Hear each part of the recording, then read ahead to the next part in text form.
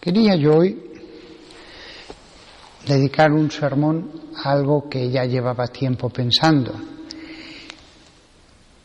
y es acerca de la comunión en pecado. Yo bien sé que los que estáis aquí, lo digo con sinceridad, sois personas buenas y creyentes, y realmente por vosotros no diría este sermón. Pero sí que quiero decirlo para que la doctrina quede muy clara, ya que es un hecho que tanta gente me dice: Padre, veo que nadie se confiesa y que todo el mundo comulga. Bueno,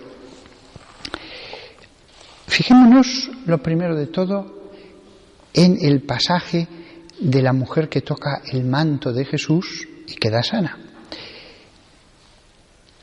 Yo cuando meditaba este pasaje en el seminario pensaba, si aquella mujer solo con tocar no el cuerpo, el manto, quedó sana, ¿cuánto más nos sanará recibir la comunión? Es decir, que ese cuerpo entre dentro de nosotros. Yo tenía esa convicción interna de que recibir la comunión es algo bueno para la salud. ¿Significa eso que se nos curan todas las enfermedades? No.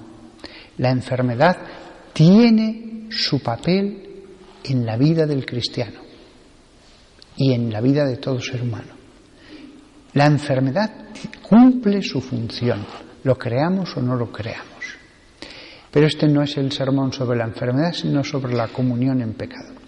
Santa Teresa de Jesús, se ha dicho de paso, y eso fue lo que me corroboró totalmente, la leí cuando era un joven seminarista, y ella decía eso: de cuántas enfermedades nos librará el Señor sin que nos demos cuenta por el hecho de recibir la comunión. Desde entonces lo tuve esto como cierto, totalmente. La comunión preserva la salud del cuerpo, y cosas que nos aparecerían no aparecen. Bien, pero al mismo tiempo tenía otra convicción que no la había leído en ningún lado. Pero yo de seminarista pensaba, si recibir la comunión en gracia va bien para la salud corporal, recibirla en pecado mortal debe ir mal para la salud corporal. Pero nunca había leído nada acerca de este tema en ningún santo, en ningún teólogo. Hasta que un día, leyendo la primera carta a los Corintios, el pasaje entero es desde el versículo 26 al 30. 1 Corintios 11, del 26 al 30. Allí leí un texto que dije: ¿cómo lo he estado leyendo tantos años y he estado ciego? He estado ciego. Os lo voy a leer. La primera parte todos la conocéis. Así pues, cada vez que coméis de este pan, dice el apóstol San Pablo, y bebéis del cáliz, estáis proclamando la muerte del Señor hasta que venga. Es decir, cada vez que comulgamos, eso lo hacemos por fe. Y dado que lo hacemos públicamente, es como proclamar que el Señor ha muerto por nosotros. Y por eso comulgamos.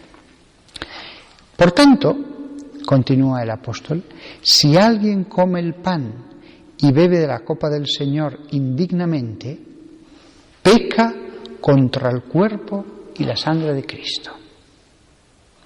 Si se comulga indignamente, uno peca contra ese misterio.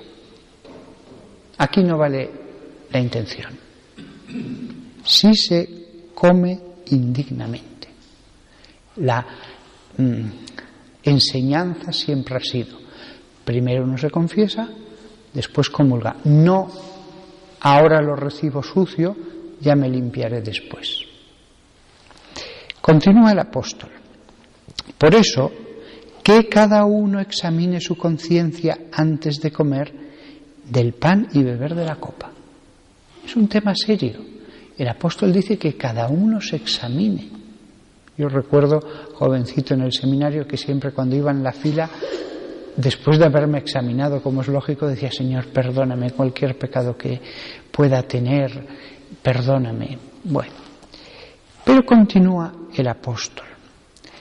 De otra manera, come y bebe su propia condenación al no discernir el cuerpo de Cristo.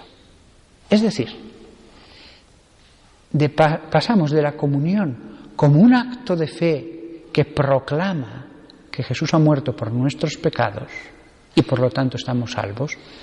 Lo ha dicho: cada vez que coméis de este pan y bebéis de este cáliz, estáis proclamando la muerte del Señor hasta que venga. De hacer eso, pasamos, si no examinamos nuestra conciencia y lo hacemos indignamente, a comer y beber nuestra propia condenación. Más claramente no se puede decir. Pero aquí habla del alma. Continúa en el versículo siguiente y último. Esta es la razón por la cual se ven tantos que están débiles y enfermos entre vosotros. Yo lo reflexionaba y decía: ¿cómo he estado leyendo esta carta y no he reparado en este versículo? Porque el apóstol a esa comunidad de los romanos les dice: ojo, no comáis indignamente el cuerpo de Cristo, que estaréis comiendo el iros al infierno. Estaréis comiendo la condena, como si le entregaran a uno la condena y dijera: sí, la asumo, la como. Pero no solo eso, sino que dice: esta es la razón por la cual se ven tantos débiles y enfermos entre vosotros. El comer indignamente el cuerpo de Cristo. Es un versículo tremendo, tremendo. Por eso no lo digo por vosotros. Yo sé que sois almas buenas, pero la doctrina tiene que ser dejada clara. Después, nuestra labor como sacerdotes es complicada, porque si le dijéramos a alguien algo, diría: yo no robo ni mato. Pero claro, si alguien me pregunta: padre, ¿yo puedo en televisión ver escenas deshonestas, un desnudo, tal, y después comulgar? No. Si has pecado con la vista, ya solo por eso no puedes comulgarlo. Lo digo bien claramente. Jesús lo dice: el que mira a una mujer casada deseándola, ya ha adulterado en su corazón. Y San Pablo dirá: los adúlteros no entrarán en el reino de los cielos. Después puede salir uno en televisión diciendo: no, eso es lo más normal, eso es lo más natural. De acuerdo, pero no entrarán en el reino de los cielos. Mis palabras no pasarán. Cielos y tierra pasarán, pero mis palabras no pasarán. Por lo tanto, la doctrina tiene que quedar muy clara. El misterio más grande que ha puesto Dios sobre la tierra debe ser tomado con esa reverencia de siglos pasados, aunque ahora se tome con mayor frecuencia, porque en siglos pasados era al revés. Era tanta la reverencia al misterio de la Eucaristía que se alejaban, no querían arriesgarse a comerlo en pecado y se pasaban de miedo. Yo sé que podéis tener familiares o amistades que comulguen mal y es muy difícil tocarlo, porque si lo habláis van a decir: no, yo estoy perfectamente bien. Pero les podéis decir: pero ¿cuidas tu vista al menos cuando ves la tele? Y dirán: bueno, pero ¿qué me estás diciendo? Pues claro, no lo haces. Entonces, los sacerdotes lo predicamos, pero la gente ya se ha alejado mucho de la recta doctrina. Es muy difícil ahora, es muy difícil. De tal manera que aquí en España hay cristianos que siguen confesándose, que siguen comulgando en gracia de Dios, y esos permanecen y enseñan eso a sus hijos. Pero después hay otros que lo hacen eso mal, y si hacen eso mal, hacen muchas más cosas mal, y esos cristianos desaparecerán. Son cristianos con una visión enferma, porque la doctrina está degradada, la doctrina ya no es pura. Hay muchos cristianos así, y por eso esos cristianos obedecen más a la televisión que a la predicación. Obedecen más a cualquier hereje que es entrevistado en la televisión que al catecismo de la Iglesia Católica. Ya ni la Escritura les puede sacar de su enfermedad, porque hasta la Escritura ellos la querrán interpretar a su manera o sencillamente se saltarán ese versículo. Todos vosotros, por el contrario, esforzaos en encontrar la recta doctrina. Esforzaos en alimentaros del magisterio. Tomaos siempre muy en serio las palabras de la Biblia. Y entonces no tendréis nada que temer.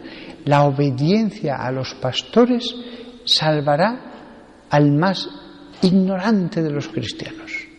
Pero toda la supuesta sabiduría de un cristiano que cree saber mucho, pero que no se someta al recto conocimiento que Dios ha dado, pues él tendrá que sufrir las consecuencias de eso, aquí en la tierra. Porque fijaos lo que ha dicho San Pablo, aquí no habla de buena intención, ni de yo pensaba, hacéis esto, por eso os pasa esto. Todos nosotros, desde el último fiel hasta el sacerdote que ahora soy yo, aferrémonos siempre a la recta doctrina que es el magisterio, a la recta doctrina que es lo que nos dice la palabra de Dios. La palabra de Dios tal como ha sido interpretada por el magisterio, por la tradición. Y entonces no nos llevaremos sorpresas.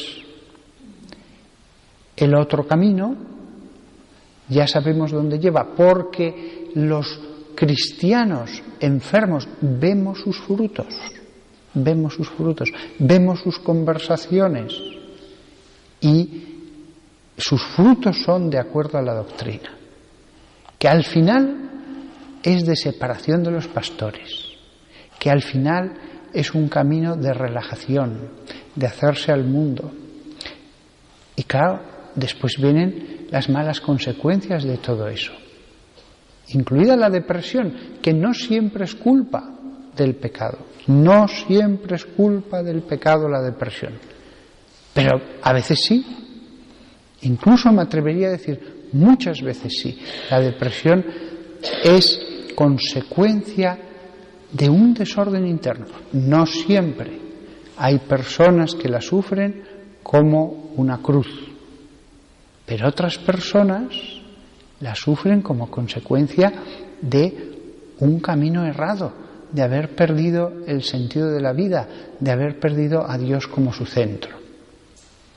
Nada más, que todos nosotros seamos hijos de obediencia y que todos nosotros, cuando comulguemos, examinemos mucho nuestra conciencia, la examinemos con meticulosidad antes de introducir dentro de nosotros algo tan santo como es a Cristo mismo.